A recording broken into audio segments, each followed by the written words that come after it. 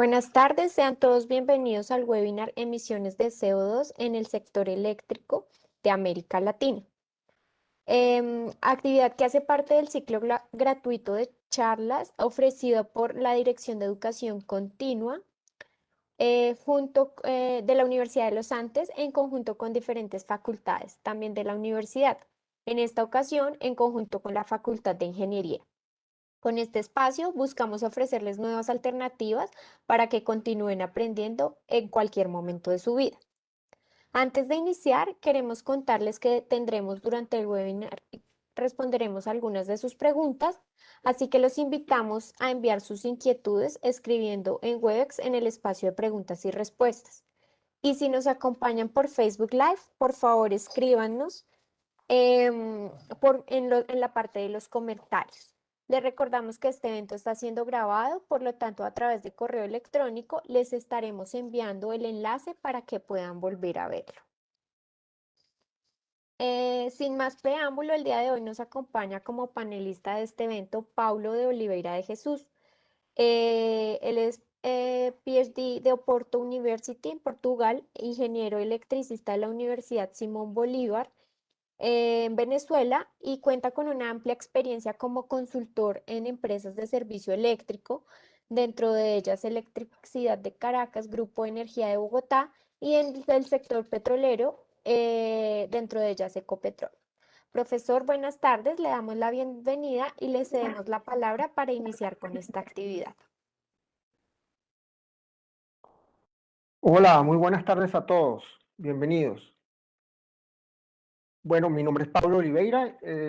Ya han hecho la presentación. Me gustaría invitarlos a que podamos conversar unos minutos acerca del tema de emisiones en el sector eléctrico latinoamericano. Vamos un poco a hablar de la agenda que vamos a seguir. En primer lugar, vamos a hablar de el origen y la motivación de esta charla y el trabajo que vamos a presentar, las variables y los indicadores de interés relacionados con el tema de las emisiones de CO2 del sector eléctrico. Vamos a también a analizar los escenarios de descarbonización que se han venido discutiendo en distintos foros, en particular en la Agencia Internacional de la Energía, que ha venido trabajando con varios escenarios tendenciales y de sostenibilidad. Y vamos también a hablar, a hacer un juicio crítico, un análisis crítico de esos indicadores y de estos escenarios y plantearnos si es posible presentar un escenario alternativo. Ese es un poco el objetivo de la charla, y que podamos hacer una discusión acerca de si es posible tener una alternativa para la mitigación de emisiones en el continente. Bueno, hablemos un poco del origen y la motivación, ¿no?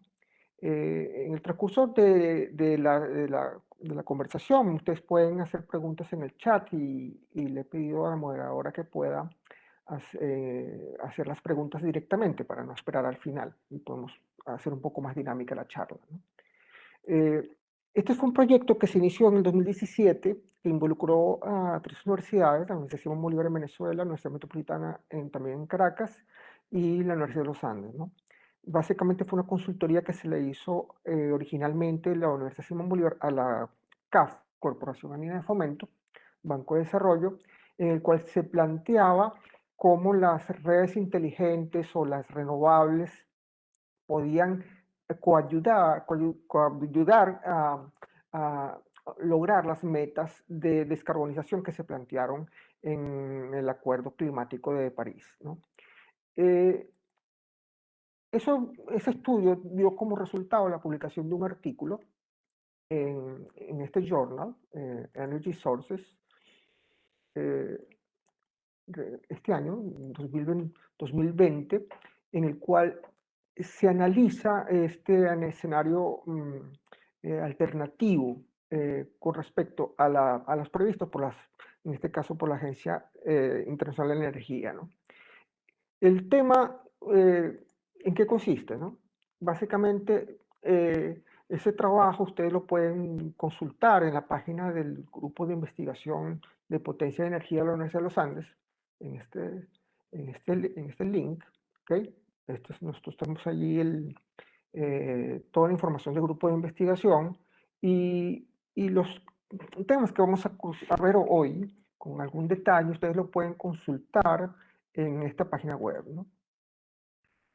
Es decir, que ustedes pueden perfectamente entrar acá, en este link que les estoy dejando, el video va a quedar grabado y les va a llegar a ustedes, y también van a poder eh, eh, atender la presentación y el video, que se lo vamos a dejar aquí en la página del grupo, ¿no? Y aquí está un poco la información y el proyecto que se le hizo a la CAF en su momento, en la cual nosotros discutimos los resultados de este trabajo. Bien, entonces, básicamente, ¿qué variables de interés podemos eh, eh, relacionar con respecto a la evolución del sector eléctrico en América Latina? En primer lugar, tenemos que tomar en cuenta que en las bases de datos de la Agencia Internacional de Energía, básicamente el continente no aparece de una forma unitaria, ¿no? Aparecen los países de la OCDE por un lado, y algo que se llama Non-OECD Americas, que agrupa toda América Latina y las islas del Caribe, que no, como las islas francesas, las islas, lo que eran antes las Antillas, que no necesariamente deberíamos encuadrarlo como Latinoamérica, pero una forma de agrupar todos estos países es en la inclusión de México y Chile, que forman parte de la OCDE y normalmente no vienen integrados en el bloque, ¿no? Y ver las estadísticas de forma general y global, agrupando estos 28 países, ¿no? Un poco, y quizás la manera de llamarlo más adecuada no sea América Latina, pero tampoco es Hispanoamérica, sino es, bueno, o sea, es todo el continente americano sin Canadá y los Estados Unidos. Es básicamente el concepto. ¿Qué variables de interés? Bueno, vamos a ver qué ha pasado con la población, siempre comparando lo que ocurre en el continente con el mundo, ¿no? ¿Qué ha pasado con el crecimiento económico? ¿Qué ha pasado con la energía eléctrica producida en las centrales térmicas y convencionales renovables? ¿Y qué ha pasado con las emisiones del sector eléctrico? Estas variables de interés nos permiten ver una evolución de los últimos 30 años, qué ha pasado con estas variables y cómo podemos construir indicadores, ¿no? Si nosotros nos fijamos en esta figura, el crecimiento de la población, tanto en América Latina como en el mundo, prácticamente no hay diferencia, ¿no? Hemos crecido 43% en los últimos 30 años aproximadamente. Bueno, las últimas estadísticas que tiene este estudio hasta el año 2017, serían 27 años, y el crecimiento anual ponderado está en el orden del 1.3. Es decir, que desde el punto de vista de crecimiento poblacional, hemos venido creciendo al mismo ritmo. Por lo tanto, al calcular las estadísticas, los indicadores per cápita, es un buen indicador al comparar ambos escenarios, ¿no? En el caso de América Latina hemos pasado de 454 millones de personas a 639 millones de personas, y en el mundo 5.373 a 7.519. Es decir, ese es básicamente lo que podemos hablar de población. Evidentemente, desde el punto de vista de crecimiento económico, nosotros podemos notar que el crecimiento de la región que estamos estudiando no ha sido tan vigorosa como lo ha hecho la media mundial. Hay que recordar que todas estas son medias, evidentemente. Cuando hablamos de América Latina, son 28 países, hay países que tienen más pesos que otros, pero en este caso vamos a hablar solamente de cifras consolidadas, ¿no? Entonces, desde el punto de vista del PPP, el PPP, el Producto Interno Bruto, en paridad por compra, vemos que evidentemente la media mundial ha venido creciendo con más fuerza que la región, ¿no? Estos son todos datos tanto del Banco Mundial como de la IEA, como me he ido refiriendo. Desde el punto de vista de producción de electricidad, podemos ver que a pesar de que el crecimiento no ha sido eh, eh, eh, tan vigoroso, desde el punto de vista del crecimiento en la producción de electricidad sí lo hemos hecho con muchísimo más fuerza que en el caso mundial. Es decir, no hemos crecido tanto, pero desde el punto de vista de producción de electricidad hemos estado a 259 comparado con el caso base, ¿no? Que es que tenemos 100 acá. Este es un indicador importante porque nos va a permitir contrastar esto con las emisiones, ¿no? Entonces, ¿qué ha pasado con las emisiones del sector eléctrico? Bueno, las emisiones del continente han venido creciendo de forma muy robusta, muy pronunciada, sobre todo a partir del año 2008-2009, con unas pendientes bien importantes. Es decir, esto está revelando que se está produciendo más CO2 por cada kilovatio que se está produciendo. Y en los últimos años ha venido un proceso de caída acá, ¿no? ¿Sí? Que con la crisis de 2020 se ha acentuado un poco más, ¿no? Esto ya vamos a hablar un poco de los drivers que explican estos comportamientos y de lo que hemos hecho en el proyecto para poder tomar ese caso, ¿no? Si ustedes se fijan acá, en el caso mundial, prácticamente las emisiones se han duplicado en los últimos 27 años, ¿okay? Y en el sector eléctrico llegamos a casi triplicarla. Por lo tanto, estas son estadísticas generales para poder comprender cómo ha venido evolucionando el sector. Y si las ponemos todas juntas, es muy interesante porque podemos ver claramente cómo las emisiones crecen correspondientemente con el crecimiento de la producción de electricidad, el output crece correspondientemente, y en el caso mundial, el desacople entre crecimiento y emisiones ocurrió aproximadamente en el 2004, ¿okay? A nivel mundial. ¿Okay? Y la producción se ha venido quedando, ¿okay? Es decir, que se necesita menos kilovatios hora para producir mayor riqueza. Ese es un poco lo que nos ha dado el comportamiento mundial. Y en el caso del continente vemos claramente que el crecimiento económico está por debajo, claramente por debajo del el salto de electrificación que hemos vivido en estos años, ¿no? Y por lo tanto el desacople no se ha verificado. ¿Sí? Evidentemente con este esquema nosotros podemos construir una serie de indicadores de interés para poder extrapolarlos a futuro dentro de los que están las previsiones de mitigación de emisiones, ¿no? En primer lugar, quizás el parámetro más importante y conocido es el de la intensidad del carbono, en el cual se mide la cantidad de CO2, gramos de CO2 por cada kilovatio hora. Eso nos dice en economías que están creciendo, tanto en población como en producción de electricidad, cuánto es el CO2 equivalente que se está produciendo por cada kilovatio hora. Otro indicador de interés es la energía eléctrica por habitante, que es de mucho interés por razones de seguridad energética. Es decir, que en la política pública de cada uno de los países hacia el futuro, la cantidad de kilovatios hora que consume cada habitante es una meta que hay que cumplir para dar el salto al desarrollo. Y finalmente tenemos las emisiones por habitante, que es un indicador importante en el sentido de que nos indica claramente cómo está la distribución de esas emisiones a nivel del territorio del continente.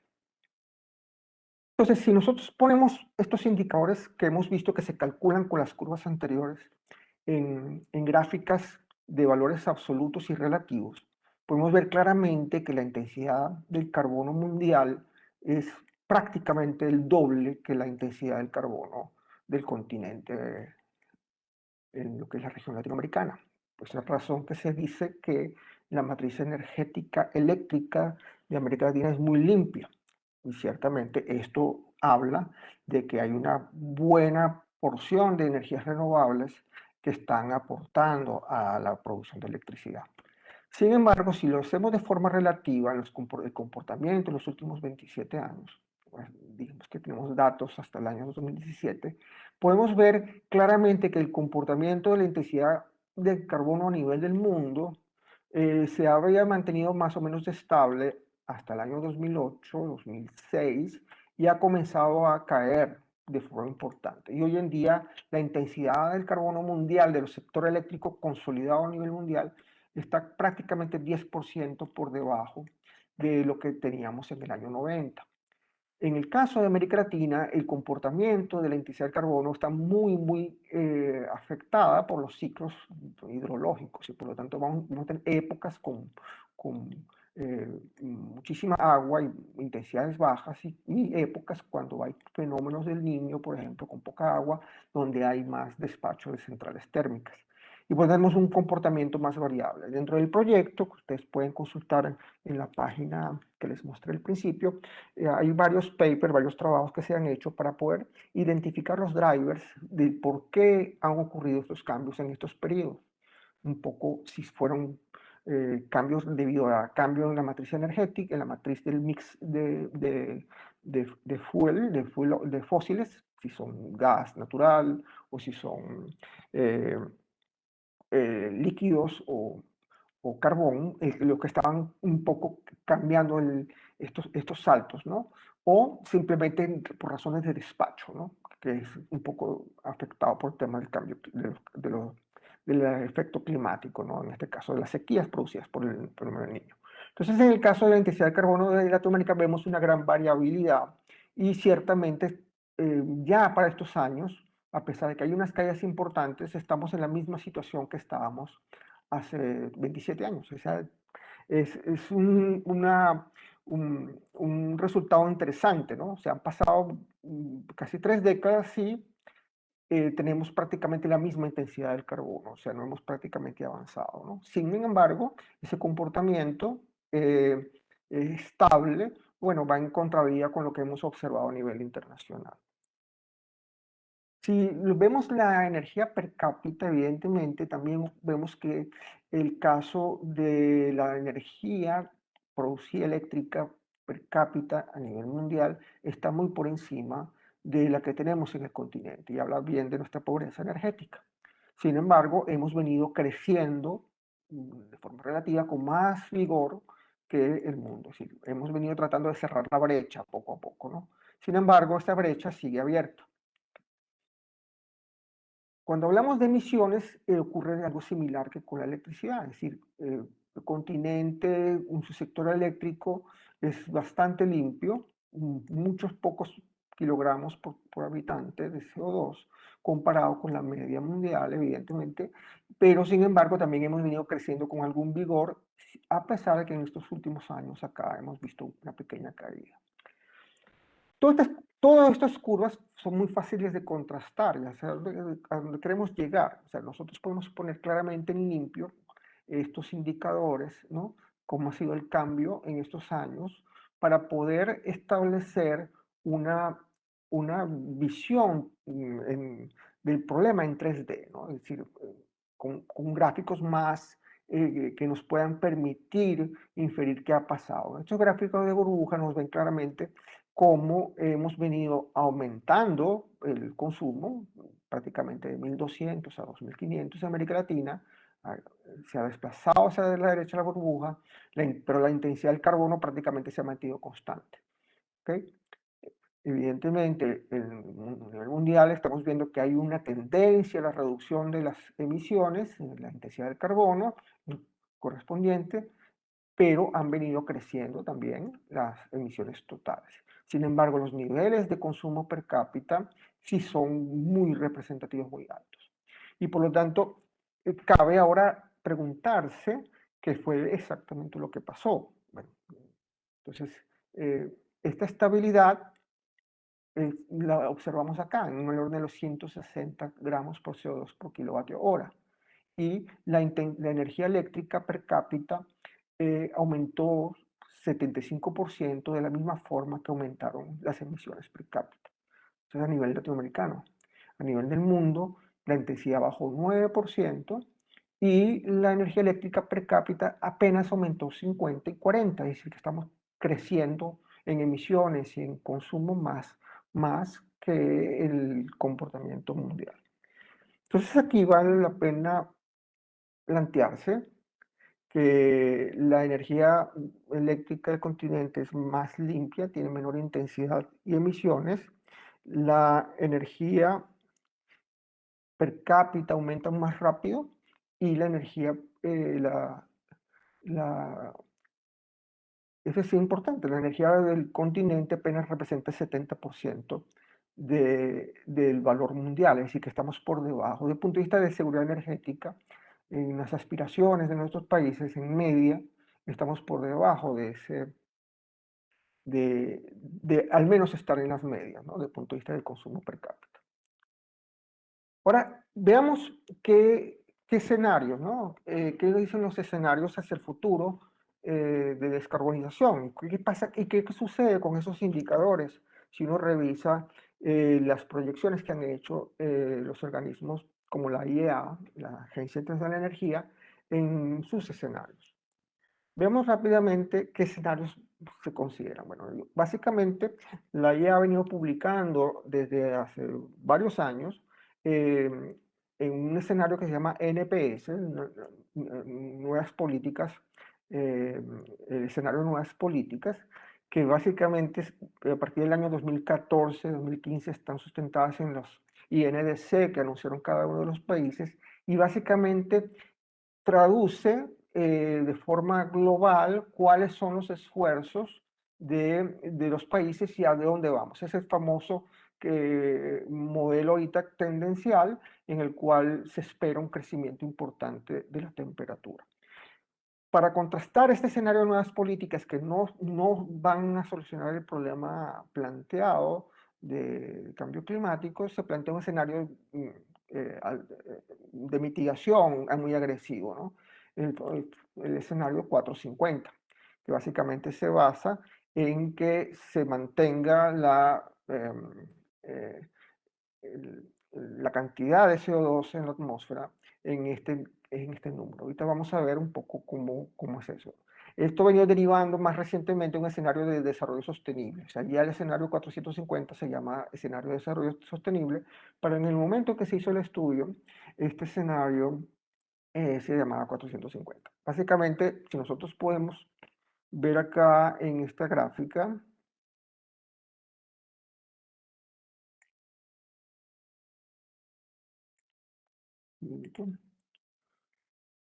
cómo ha sido el comportamiento de la temperatura y aquí abajo tenemos la concentración, ¿no?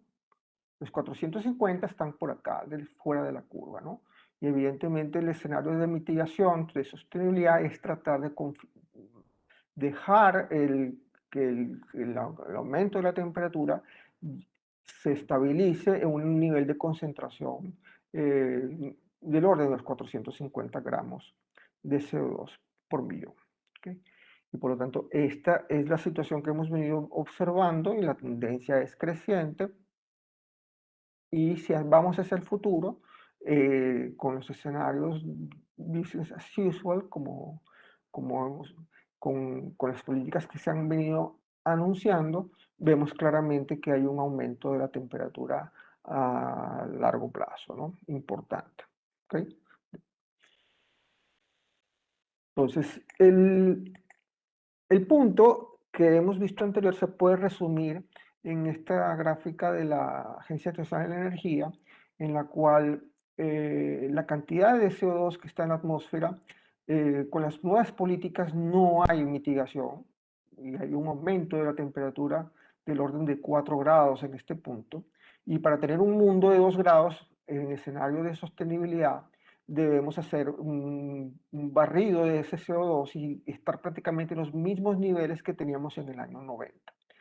Dentro del esfuerzo de mitigación, en el modelo de sostenibilidad de la IEA, se ha dicho que el sector eléctrico va a tener una responsabilidad del 65%.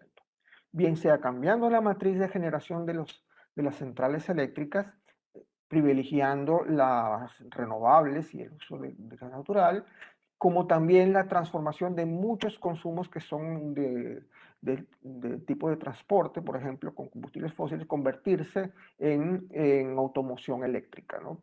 Y básicamente ese esfuerzo de mitigación, la cantidad de CO2 que hay que extraer del, del sistema energético, la responsabilidad del sector eléctrico es bastante importante. Y por lo tanto, el papel de América Latina en esos escenarios es interesante analizarlo. Si nosotros los revisamos, ¿no? ¿Qué pasa con los indicadores calculados con las previsiones tanto en NPS como 450 de la IEA? Podemos darnos cuenta de varias situaciones interesantes, ¿no? Que a América Latina se le está pidiendo eh, prácticamente en esos escenarios bajar de una concentración de 260, que es más o menos la que tenemos ahora, a 62, ¿no? Para cumplir este es el escenario de sostenibilidad, ¿no? ¿Okay? En el escenario de las nuevas políticas, evidentemente, también es un número pequeño, pero tiene la importancia de que el consumo per cápita es un número interesante, 4.200. ¿Okay? Ese es el número del consumo per cápita cuando actualmente tenemos 2.500, es un salto hacia el desarrollo. Pero si lo contrastamos con los valores de la mundial, ¿no? Del nivel mundial, es un poco acercarnos y cerrar la brecha con el consumo per cápita medio que tenemos a nivel mundial. Entonces es un poco el escenario de seguridad energética que tiene cada uno de los países. No obstante, si vemos el caso del escenario 450, eh, vamos a poder contribuir decididamente teniendo una matriz muy limpia. Sin embargo, el consumo per cápita es bastante bajo y por lo tanto, evidentemente que hay una situación de minusvalía desde el punto de vista energético, ¿no? Porque vamos a estar consumiendo en la parte más baja de la media, es decir, vamos a... Otro tema importante también es el de las inversiones, ¿no? En los modelos de expansión, tanto en NPS, esto es lo que ha sido anunciado de cada uno de los INDC de cada uno de los países, al escenario de mitigación del mundo de 2 grados que permita controlar el problema de cambio climático, se ve claramente que en el caso de América Latina no hay una apuesta decisiva en inversión en electrificación, ¿okay? Comparado con el escenario NPS. Y sobre todo se ve claramente que la apuesta por renovables, si bien es mucho mayor a nivel de escalas nacionales, la inversión en transmisión es muy baja. Es decir, que la energía eléctrica no viaja mucho a través de los países, atiende los problemas de electricidad a nivel local y evidentemente esta transmisión que está mucho más desarrollada en el caso de NPS es para atender problemas de electrificación internas de los países. Evidentemente, este es un escenario en el cual se le pide mucho al continente en el sentido de que va a contribuir más o menos equivalentemente con lo que ha eh, su participación en las emisiones totales, aproximadamente 4%. Sin embargo, este nivel de inversión es mucho menor. Uno cabe preguntarse si existe, si en el escenario, para resumirlo de alguna manera, que el escenario sostenible se le pide ser más limpia, pero produciendo mucho menos electricidad que la media mundial. Esa es un poco el, la motivación que ha surgido para poder estudiar un escenario alternativo, ¿no? ¿Cómo lo hemos planteado? Bueno, lo hemos planteado básicamente con una apuesta más arriesgada en la explotación de los recursos renovables abundantes que tiene el continente. Aquí hay que poner claramente el papel de Brasil, que Brasil es el 50% de todo el esfuerzo, ¿no? Sin embargo, tanto Argentina como México llevan un 20% y el eje andino lleva otro 30% aproximadamente del esfuerzo. Sin embargo, en el eje de Centroamérica hay muchísima ineficiencia y un poco la transmisión en corriente continua de alta capacidad podría ser viable la producción de energía renovable en una escala que permita mejorar el desempeño de del sector eléctrico y aumentar esa matriz energética per cápita que estamos hablando. Entonces, ese paradigma lo hemos llamado Smart Grid porque también involucra una serie de modernizaciones en toda la cadena de valor de la industria eléctrica, por supuesto. No solamente transmisión, sino en distribución y en el uso final. Y por lo tanto, la adopción de contadores inteligentes, todo un esquema de modernización que permita una economía de escala tal que las energías renovables a nivel local puedan ser aprovechadas. Estos enlaces de alta capacidad, entonces estarían orientados a viabilizar esas fuentes renovables a escala regional. Eso bueno, lo que hicimos fue crear un modelo y lo aplicamos en el modelo de LEAP, una herramienta para hacer proyecciones a largo plazo, que básicamente con cada uno de estos centros de transformación, con el histórico y con las tendencias, para varios escenarios de crecimiento, calculamos tanto las emisiones como la energía eléctrica y recalculamos esos indicadores para un nuevo escenario que hemos llamado escenario de sostenibilidad. Y por lo tanto, cuando lo vemos acá, en el escenario alternativo, nosotros dijimos que en los últimos 27 años, en la fecha de estos estudios, la intensidad del carbono se había mantenido más o menos estable en 160, 260 por acá. En el escenario NPS se mantiene prácticamente un poco más abajo, pero sigue siendo un escenario de alto consumo. Y en el escenario de sostenibilidad se nos pedía bajar de forma muy importante, ¿okay? a 62. El escenario alternativo basado en esa incorporación masiva de energías renovables nos permite acercarnos a la media mundial, acá con 143 kilogramos de CO2 por persona, cercano de los 4.000 kilovatios hora por persona, por habitante, pero con muy bajo intensidad de carbono. Entonces, este es un escenario bien interesante porque estaríamos claramente, si nos ponemos acá, estaríamos en este punto aproximadamente comparándonos con el mundo. Una matriz muy limpia, pero sí con un consumo per cápita en el mismo orden que están esperando para el nivel mundial. Eso es importante porque no pondría en riesgo el desarrollo regional, porque el acceso a la energía eléctrica sería en mejores condiciones que el que están previstos en los dos, en cualquiera de los dos escenarios que hemos visto. Entonces aquí vemos un poco los resultados finales de ese escenario con 38, es decir, que es mucho más agresivo, es decir, desde el punto de vista de inversión en fuentes renovables que comienzan a tener mercado porque van allá más allá de la escala nacional y con un consumo per cápita ya más cercano de de lo que estaba previsto originalmente. Entonces, esto está más cercano del caso mundial. ¿Okay? Y por lo tanto, ese es el resultado que hemos obtenido y aquí tenemos un poco cómo es la repartición de los costos. ¿No?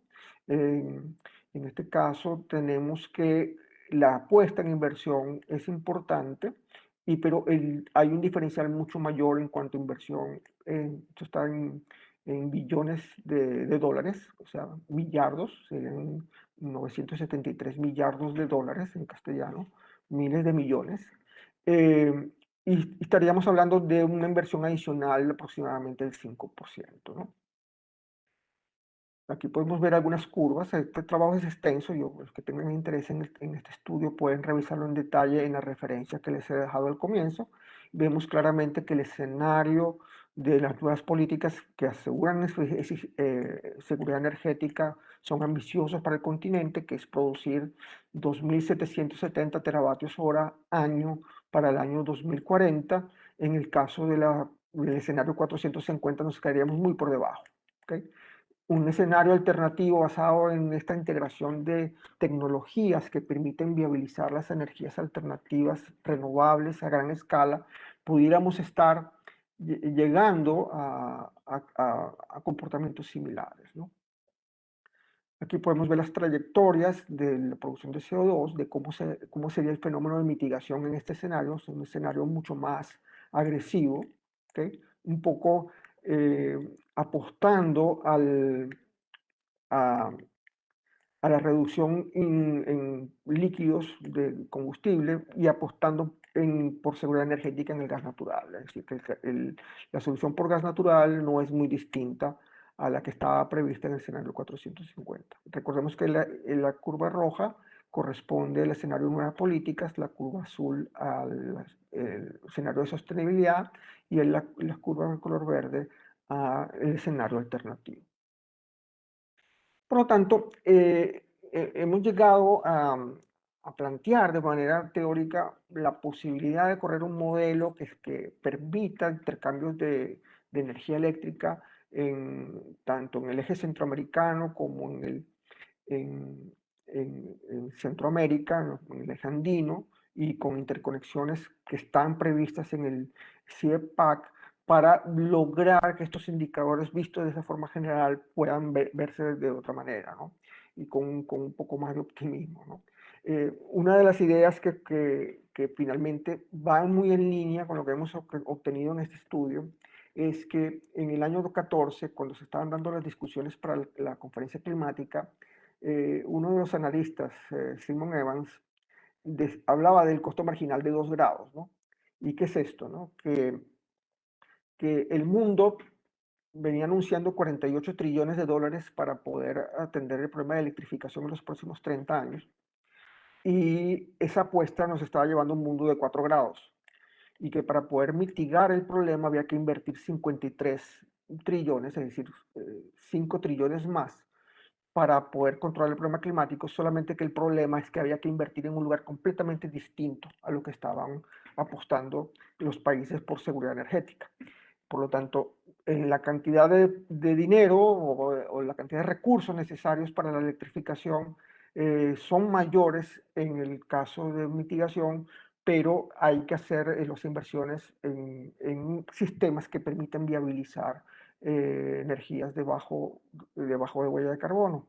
Y por lo tanto estoy hablando del sector eléctrico en particular. Y por lo tanto esto es interesante porque este resultado también lo hemos logrado observado en América Latina. Pues tenemos una diferencia de prácticamente de, de 50 millones de millardos de dólares más que con respecto al escenario, vamos a decirlo, de eficiencia energética, pero estas inversiones se distribuyen de manera diferente, con una apuesta muy decidida en las energías renovables y en transmisión, ¿no? Y no es la misma transmisión, porque esta es transmisión en corriente continua que permite traspasar grandes bloques de potencia de un lugar a otro. Por lo tanto, en la conclusión, bueno, entonces que la América Latina contribuye con un 4.5 de la esfuerzo de mitigación, cuando en el escenario de mitigación de la IEA solamente nos atribuyen 3.6. Es decir, si somos un poco más ambiciosos, pudiéramos capturar inversión para poder contribuir de mejor manera al control del problema. Y por lo tanto, eso deriva una inversión adicional de 7% en soluciones de gran escala basadas en fuentes de energías renovables y transmisión en corriente continua. Por lo tanto, las necesidades están claramente alineadas con las expectativas de la Comisión Climática. Bueno, muchas gracias. Estoy abierto para preguntas.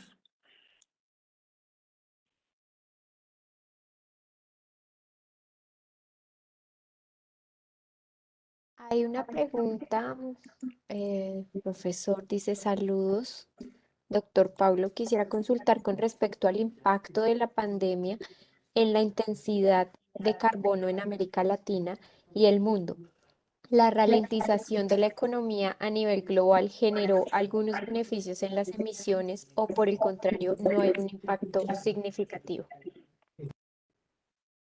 Sí, muy buena pregunta, porque justamente lo que sucedió en 2020, para tener los datos consolidados, eso se van a agregar, se van a venir agregando y los entes que hacen este tipo de análisis, como el World Energy Council o la Agencia Internacional de Energía, lo consolidan en su modelo para el año 2000, con 2 años prácticamente de diferencia.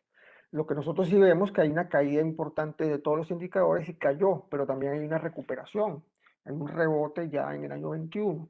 Y evidentemente lo que hemos hecho es desplazar un poco temporalmente la tendencia de crecimiento. ¿Okay? Es decir, que la pandemia ha sido un pequeño lapsus, pero no nos va a llevar a una reducción sostenida. ¿Okay? Eh, algunos países, algunas regiones van a tener más problemas a mediano plazo porque van a tener una recuperación más lenta, pero sin embargo, desde el punto de vista de seguridad energética, se seguirán instalando centrales de energías fósiles para poder atender la creciente demanda, porque evidentemente hay una necesidad de electrificación que no es acompañada por el crecimiento poblacional, sino por un problema previo de que hay pobreza energética y la producción de energía per cápita era muy baja, ¿no? Entonces, ese proceso va a continuar, ¿okay?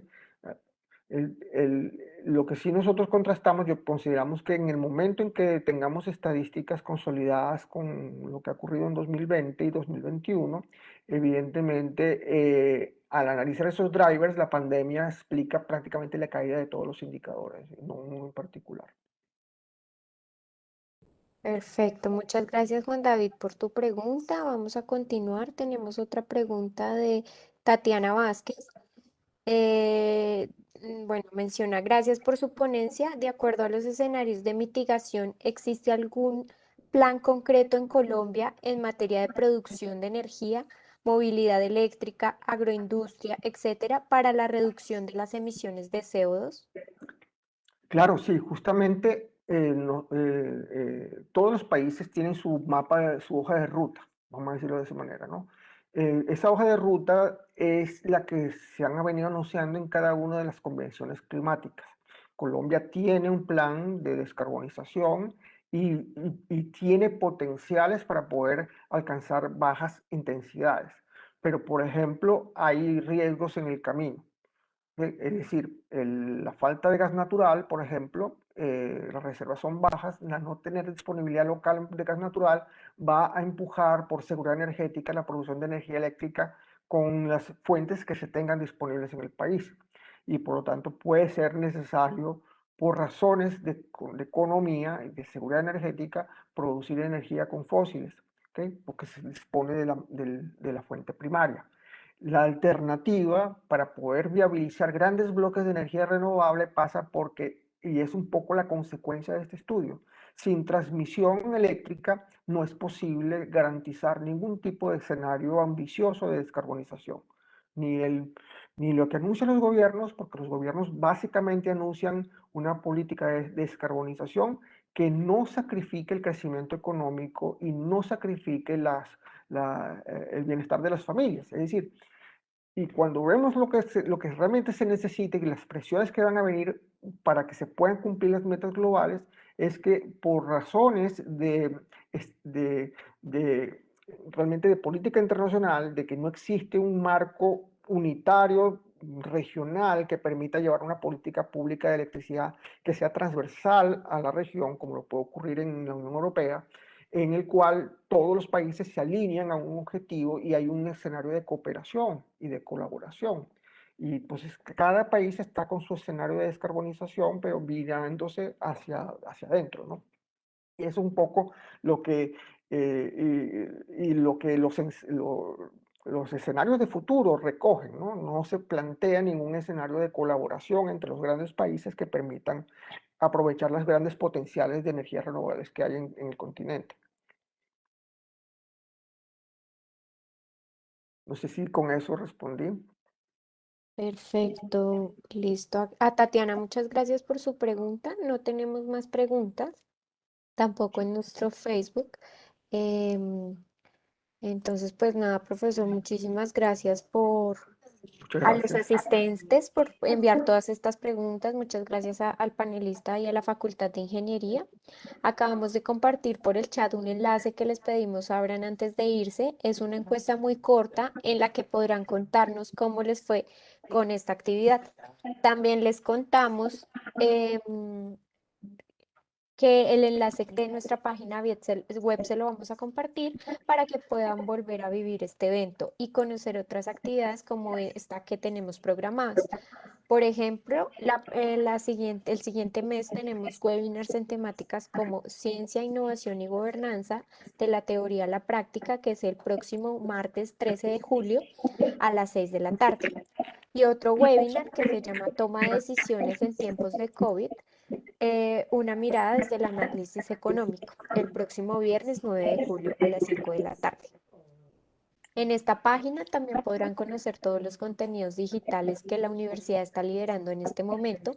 De nuevo, muchas gracias a todos por su participación. También muchas gracias a los asistentes que nos acompañaron en nuestro Facebook Live.